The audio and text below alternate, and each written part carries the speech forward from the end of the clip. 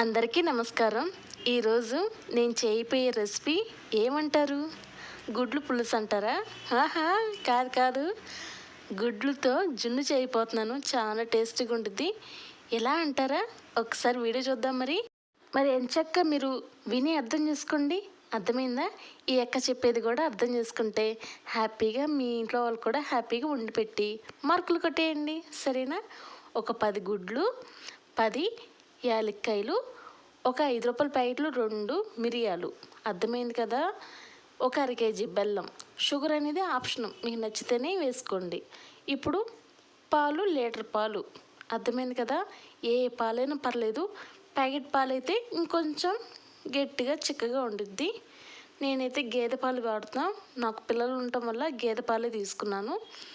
ఇలా జున్ను పాలు కాదండో ఈ గేదె పాలు అయ్యి. ఒక మిక్సీ జార్లో ఈ మిరియాల ప్యాకెట్లు 2 కట్ చేసి వేసేయండి. ఈ 10 ఇలాచీ కూడా వేసుకొని మెత్తగా గ్రైండ్ చేసుకుని, మరీ మెత్తగా అవ్వదండి, ఇలా కచ్చపచ్చగా అయ్యిద్ది, మనకి నలగదు కూడా. ఇలా దంచుకునే కన్నా ఇలా ఈజీ మెథడ్ కదా. ఇలా అయిన తర్వాత మీకు కొంచెం వివరంగా నీట్గా చూపించాలని ఇంకో మిక్సీ జార్లో ఈ 10 గుడ్లు వేసుకొని ఒక 5 నిమిషాల వరకు గ్రైండ్ చేసుకుంటూ ఉన్నానండి. చూసారా? ఒక పెంకు కూడా మిక్సీ జార్లో పడకూడదండి, జాగ్రత్త అండి. మెత్తగా ఒక 2 నిమిషాల వరకు మెత్తగా గ్రైండ్ చేసుకోండి. చూసారా ఎలా నురగలాగా బయటకు వచ్చిందో? ఇప్పుడు మనం ఒక రౌండ్గా ఉన్న గిన్నె అయితే మనకి కరెక్ట్ షేప్లో వచ్చిద్దండి. మీ ఇష్టం అండి, ఎలాగైనా తీసుకోవచ్చు, తినేది మీరే కదా. ఇప్పుడు నేను ఒక రౌండ్గా ఉన్న గిన్నె తీసుకుని మొత్తం ఆ గుడ్డంతా వేసాను. ఇప్పుడు ఒక గిన్నె తీసుకొని ఒక అర కేజీ బెల్లం చితకొట్టుకొని వేసాను. షుగర్ అనేది ఆప్షన్ అన్నాను కదా, ఏదో కొంచెం కలర్ కోసమే. బెల్లంతో వండితే జున్ను అనేది కొంచెం తెల్లగా ఉండిద్ది ఎప్పుడులాగానే.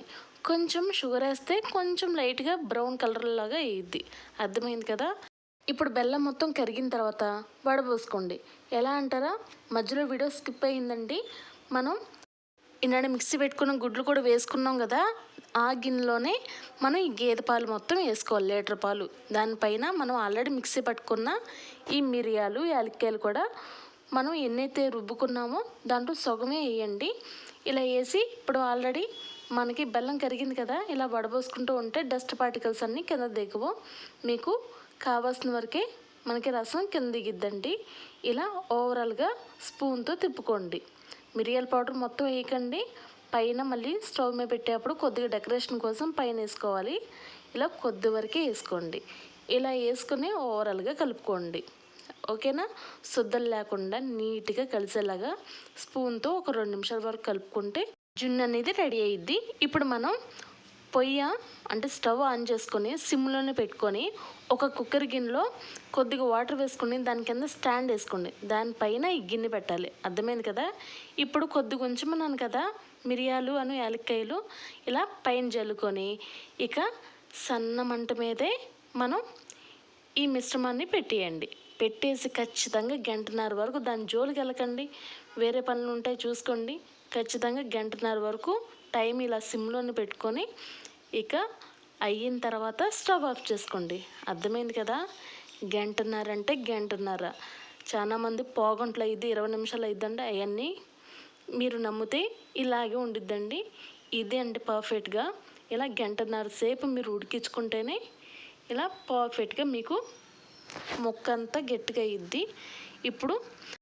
ఇప్పుడు కుక్కర్లో చల్లారిన తర్వాత నిదానంగా తీసి నార్మల్ ఫ్రిడ్జ్లోనే పెట్టేయండి. స్టాండ్ వేసి వేడివేడిగా తెస్తున్నారు కదా, ఇలా ఖచ్చితంగా 8 గంటలు ఫ్రిడ్జ్లో ఉండాలి.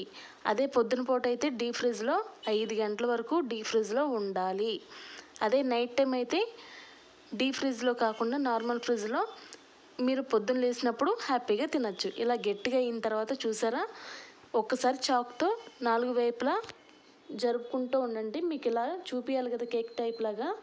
ఇలా రివర్స్ చేస్తే చూడండి ఎంత పర్ఫెక్ట్గా వచ్చిందో. నేను చెప్పిన ఎగ్జాక్ట్లీ టైము, నేను చెప్పిన రెసిపీస్ బట్టే ఇలా వచ్చిందండి, లేదంటే రాదు. ఈ జిన్ను కూడా ఒక సబ్స్క్రైబర్ నన్ను అడిగారండి.